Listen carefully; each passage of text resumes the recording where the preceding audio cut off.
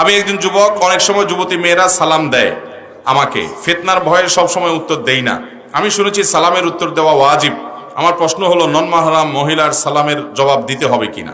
ভাইরা আমার, নন মাহরাম মহিলা যদি সালাম দেয় এবং সেই সালামের উত্তর নিলে যদি ফিতনায় পড়বেন মনে হয়, যেমন ফেসবুকে ইনবক্সে কোনো মেয়ে আসসালামু আলাইকুম বলছে, আপনি যদি মনে করেন যে এখন রিপ্লাইতে ওয়ালাইকুম আসসালাম যদি দেই, এরপরে আলাপ শুরু হবে বাড়ি কই কি খাইছেন, আস্তে আস্তে অনেক অলিগলিতে নিয়ে যাবে, আপনাকে ফিতনায় পড়ার ভয় আছে, তাহলে এটা ইগনোর করবেন। ওই সালামের জবাব দেওয়া আপনার জন্য আবশ্যক হবে।